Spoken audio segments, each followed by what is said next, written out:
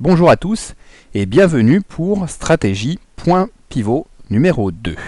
On a vu dans la première partie, donc stratégie point pivot numéro 1, ce qu'étaient rapidement les points pivots et nous allons le revoir ensemble là, et comment on peut les utiliser. Alors la dernière fois on l'a vu à travers les franchissements, qui est l'origine, et maintenant on va le voir sur le principe de ce qu'est le point pivot et de sa définition, résistance, support.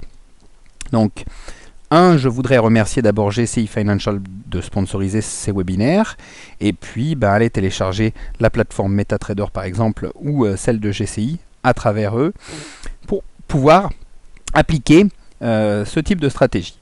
Une fois de plus, on va revoir ce qu'est le point pivot avant d'aller sur la stratégie. Les points pivots, il y en a 5 et ils sont tous construits à partir d'un seul qui est le midpoint, mid-pivot, pivot moyen, pivot médian. Et sa formule, comme on l'a vu la dernière fois, elle est dérivée du plus haut de la barre d'avant, donc daily en règle générale, weekly aussi sur le Forex, du plus bas et de la clôture. On prend ces trois données et on les ajoute, on divise en 3, ce qui nous donne un prix moyen. Ce prix moyen est le midpoint, mid-pivot, pivot moyen. De ce calcul, on a donc des pivots qui seront des résistances et des supports, comme calculé sur ce petit tableau. Le pivot premier sera 2 fois le midpoint moins le plus bas, comme on l'a vu la dernière fois. Donc vous reprenez ce type de calcul, vous allez télécharger la présentation, et puis vous regardez dessus. C'est assez facile à travailler, on l'a dit sous Excel, c'est assez simple. Ce qui nous donne effectivement sur un marché haussier, souvent quelque chose comme ça, sur un marché baissier, quelque chose qui ressemble plus à ce qu'on voit à gauche, c'est-à-dire un midpoint qui sera supérieur à la clôture, puisque la veille c'était plus haut, donc c'est logique que comme la formule est calculée sur le plus haut, le plus bas, la clôture divisé par 3, on se retrouve ici, et inversement pour les marchés haussiers. Néanmoins, rentrons dans la phase de stratégie qui est probablement la partie la plus importante. Contrairement à ce qu'on a vu sur la stratégie de pivot 1 que vous pouvez appliquer, qui est à l'origine créée par les traders de parquet, et bien ici, vous allez pouvoir traiter une stratégie sur l'histoire de support et de résistance, donc par rapport à un franchissement du midpoint, et on va toucher, tac, un support ou une résistance, et on va pouvoir prendre une position. Donc vous avez tous appris depuis longtemps qu'on achète sur des supports et qu'on vend sur des résistances.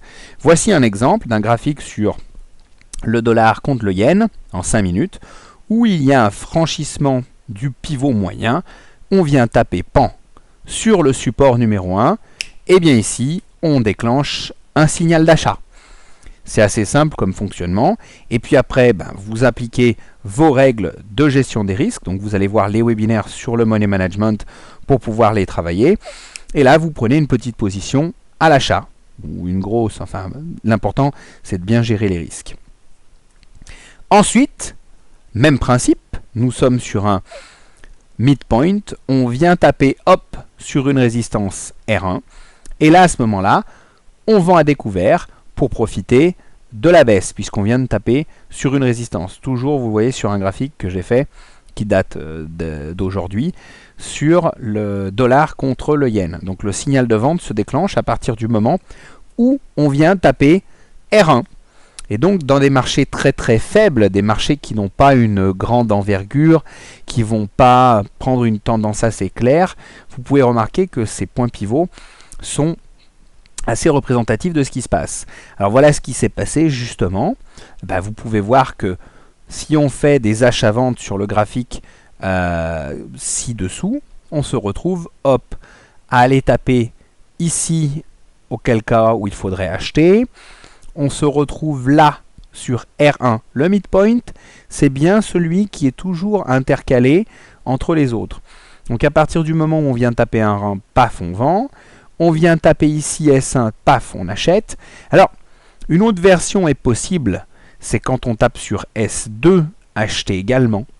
Mais vous voyez ici, quand on vient taper sur S1, pam, dès qu'il y a eu une grosse journée, ça remonte. Et là, on vient taper sur R1, on redescend. Voilà à quoi sert ce type de stratégie qui vous permet de profiter, grâce aux points pivots, qui sont des points bien suivis par les institutions et puis beaucoup de traders, de pouvoir prendre des positions sur des points clés, résistants ou supports.